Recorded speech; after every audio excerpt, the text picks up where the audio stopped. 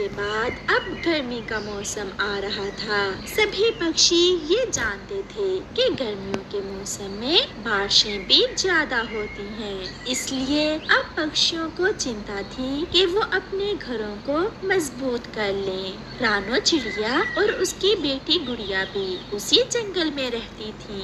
चिड़िया गुड़िया से कहती है, गुड़िया चलो हम लकड़ियाँ ले आए। सबने अपना अपना पक्का घर बना लिया है। अगर बारिश शुरू हो गई तो मुसीबत बन जाएगी। मम्मा इस बार आप मुझे भी घर बनाना सिखा देना। हाँ बेटी, अब आपके सीखने के दिन हैं। फिर वो माँ बेटी जंगल से घर बनाने के लिए लकड़ियाँ लेने चली जाती हैं। गुड़िया बेटी सूखी और मजबूत लकड़ियों की खोज करो। मम्मा आप सूखा घास ढूंढे और मैं लकड़ियाँ ढूंढती हूँ। फिर गुड़िया जैसे ही थोड़ा आगे जाती है उसे एक गठरी सूखी लकड़ियों की मिलती है, जिसे देखकर गुड़िया बहुत खुश होती है और अपनी मम्मा को आवाज देती है, मम्मा मम्मा जल्दी आए, मुझे कटी हुई मजबूत लकड़ियाँ मिल गई है। मम्मा चिड़िया भी वहाँ आ जाती है। गुड़िया बेटी ये लकड़ियाँ तो किसी ने काट कर रखी हुई है। लगता है कोई पक्षी ये लकड़ियाँ यहाँ रखकर भूल गया है। चलो हम यही लकड़ियाँ ले जाते हैं। फिर मम्मा चिड़िया और उसकी बेटी वो लकड़ियों का गट्टा उठाकर वहाँ से चली जाती हैं। वापस जाकर वो दोनों माँ बेटी अपना घर बनाना शुरू करती हैं। गुड़िया बेटी ऐसे पहले बड़ी लकड़ियों को जोड़ लेते हैं और छोटी लकड़ियाँ ऊपर रखते हैं। और मम्मा सूखा घास किस काम आएगा? उसे घर की छत में लगाएंगे। ऐसे वो माँ बेटी अपना घर बना रही थी। कालू हम लुट गए, हमारी लकड़ियाँ कोई उठा कर ले गया। कौन हो सकता है वो जिसने कालू कौवे की लकड़ियाँ चुराई हैं? मैं छोड़ूंगा नहीं उसे, मैं ढूंढ लूंगा। अब जल्दी से चलो, मैंने बड़ी मुश्किल से वो लकड़ियाँ काटी थी। कौवा और कौवी दूसरे पक्षियों से लकड़ियों का पूछने जाते हैं। कबूतर नदी के पास मैंने लकड़ियों का एक गट्ठा काट कर रखा था, कहीं तुमने तो नहीं उठाया? नहीं गोरी, तुम देख सकती हो, मैंने तो अपना घर 2 दिन पहले ही बना लिया था। आप चिड़िया से पूछें, चिड़िया आज अपना घर बना रही है। अगर चिड़िया आज अपना घर बना रही है तो फिर हमारी लकड़ियाँ चिड़िया ने ही उठाई होंगी। गोरी और कालू भागे भागे चिड़िया के पास जाते हैं। चिड़िया ने तो उन लकड़ियों से अपना घर भी बना लिया था। जब कौवे वहाँ आते हैं, यही है हमारी लकड़ियाँ, यही है गोरी, मैंने पहचान ली है अपनी लकड़ियाँ। कौवे भैया क्या हुआ, कौन सी लकड़ियाँ? इतनी मासूम न बनो, नदी के पास से जो लकड़ियाँ तुम उठा कर लाई हो वो मैंने काट कर रखी थी। हाँ गोरी बहन, मैं और गुड़िया आज लकड़ियाँ लेने गई थी और वो लकड़ियों का गट्ठा नदी के पास पड़ा था। मैं समझी कि कोई पक्षी रखकर भूल गया होगा। तो फिर अब तुम भागो यहाँ से, मेरी लकड़ियों से घर बनाकर बड़ी अकड़ कर बैठी हुई हो। गोरी आंटी, हमने बड़ी मेहनत से घर बनाया है, हम आपको नई लकड़ियाँ ला देंगे। प्लीज हमसे हमारा घर तो ना छीनो। मैं एक लगाऊंगा, अगर ये लकड़ियाँ हमारी थी तो घर भी हमारा ही हुआ। गुड़िया बेटी गलती हो गई, अगर पहले पता होता तो हम वो लकड़ियाँ ना उठाती। जो भी है अब ये घर हमारा है और तुम अपने लिए और नया घर बना लो।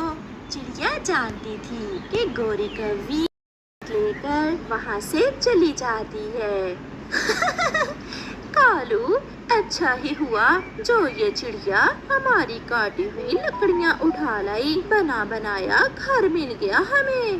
گڑیا بیٹی اب نئی لکڑیاں تو بہت مشکل سے ملیں گی، آپ جاؤ اور اپنی نانوں کو بلا کر لاؤ، آپ کی نانوں کو مٹی کا گھر بنانا آتا ہے، ہم اس سال اپنے لیے مٹی کا گھر ہی بنا لیتے ہیں۔ مما کیا نانو مٹی کا گھر بنا لے گی؟ ہاں گڑیا، آپ جائیں اور نانوں کو بلا لائیں۔ پھر گڑیا اپنی نانوں کو بلانے چلی جاتی ہے۔ گڑیا بیٹی کیسے آئی ہو؟ آپ کی مما تو ٹھیک ہے؟ پھر گڑیا اپنی نانوں کو ساری بات بتاتی ہے۔ اس میں غلطی تو آپ کی ہے بیٹی، جو آپ نے کسی کی لکڑیاں اٹھائیں، چلیں اب میں آپ کے ساتھ چلتی ہوں۔ پھر گڑیا اپنی نانوں کو ساتھ لے کر آ جاتی ہے۔ بیٹی چپ کر جائیں، رونے سے کچھ نہیں ہوگا، مجھے گڑیا نے سب بتایا ہے، میں ابھی آپ کو مٹی کا گھر بنا دیتی ہوں۔ ماں وہ دیکھیں سامنے، میں نے کتنا سندر گھر بنایا تھا، اب چھوڑیں، جو ہوا اسے بھول جائیں، آپ اور گڑیا مجھے گیلی مٹی دیں۔ پھر وہ سب مٹی کے گھر کا کام شروع کرتی ہیں۔ کالو دیکھو دیکھو، اب چھوٹی چڑیا اپنے لیے مٹی کا گھر بنا رہی ہے۔ گوری مجھے مٹی کے گھر میں رہنا بہت اچھا لگتا ہے۔ یہ کون سا بڑی بات ہے، جب چڑیا اپنا مٹی کا گھر بنا لے گی تو ہم اسے یہ گھر دے کر اس سے مٹی کا گھر چھین لیں گے۔ سارا دن کام کرنے کے بعد گڑیا کی نانو گڑیا کے لیے ایک بہت ہی سندر مٹی کا گھر بنا لیتی ہے۔ یہ گھر دیکھنے میں تو سندر ہے، مگر بیٹی بارش کے پانی میں یہ گھر ٹوٹ بھی سکتا ہے۔ ماں ہم کچھ دنوں تک لکڑیاں لگا کر اس گھر کو مضبوط کر لیں گے۔ پھر ایسے گڑیا کی نانو واپس اپنے جنگل چلی جاتی ہے۔